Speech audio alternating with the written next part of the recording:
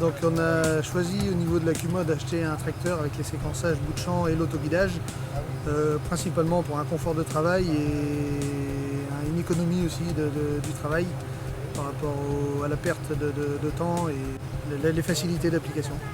Aujourd'hui, on utilise les séquences bout de champ pour quasiment tous les travaux qu'on fait. À partir du moment où on met des séquences bout de champ, on facilite le travail et ça nous permet de nous concentrer beaucoup plus sur l'outil et le travail du champ. Alors c'est vrai qu'on a connu des prises en main un peu plus difficiles sur les séquençages bout de champ. Aujourd'hui, ça a bien évolué. Aujourd'hui, non, si on veut faire une séquence rapide, même à l'arrêt, avant de partir de l'exploitation, on fait le séquençage.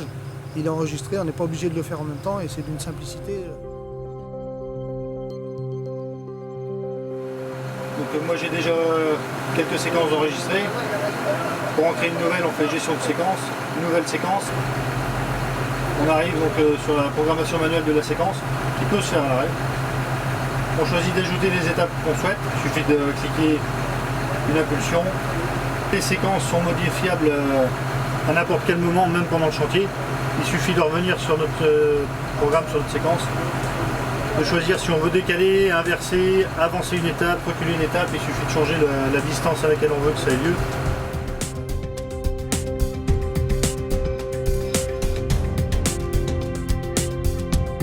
Nous aujourd'hui le tracteur est équipé d'autoguidage. Ça permet de faciliter les travaux au champ et au niveau des réglages c'est relativement simple aujourd'hui. À chaque fois qu'on change d'outil, les outils sont paramétrés dans le tracteur. Il suffit d'aller chercher l'outil sur le terminal du tracteur et les paramètres sont déjà rentrés. Donc après, on a déjà nos parcelles d'enregistrer. On est deux gars qui ont utilisé l'autoguidage. Aujourd'hui, c'est devenu très intéressant. Ça anticipe les coupures de tronçons, ça fait beaucoup de choses, quoi. Et ça permet dans toutes les applications, de la plus simple à la plus compliquée, d'être concentré sur ce qu'on fait au lieu de regarder les interrupteurs et les boutons. Aujourd'hui, il y en a assez dans les tracteurs. Là, on n'utilise vraiment que deux boutons en bout de champ.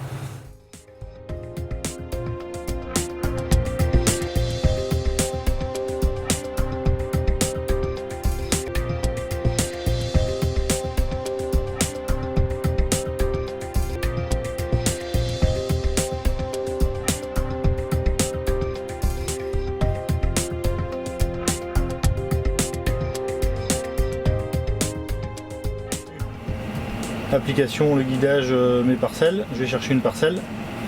Donc je vais choisir dans ma liste de parcelles celle que je veux travailler, bon, en l'occurrence celle-ci. Il y a le dessin de la parcelle qui s'affiche avec le contour en rose, la surface.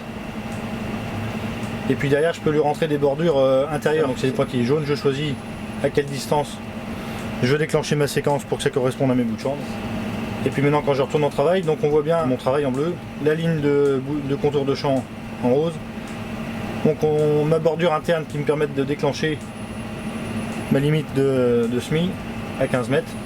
Et puis donc on voit toutes mes lignes parallèles les unes aux autres qui me servent pour l'autoguidage.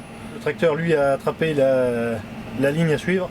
J'ai juste à déclencher à l'aide d'un bouton mon programme séquentiel qu'on a enregistré tout à l'heure.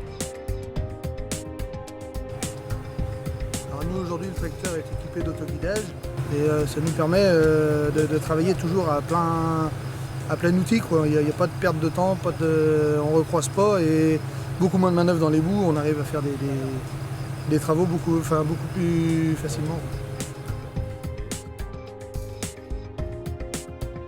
Alors aujourd'hui, nous on est en EGNOS simple. On se posait la question du RTK. Beaucoup moins après avoir utilisé l'EGNOS simple parce que le RTK, je pense que c'est très intéressant pour les personnes qui font du semis de maïs et du binage derrière sur les mêmes rangs. Nous, en semis de blé, on n'en voit aucune utilité. La précision à 20 cm comme ils annoncent, nous le tracteur quand il se dévite 5 cm, c'est déjà le grand maximum. Et il n'y a aucune incidence au niveau du semis. Et après, dans tout ce qui est travaux du sol, l'EGNOS est largement suffisant.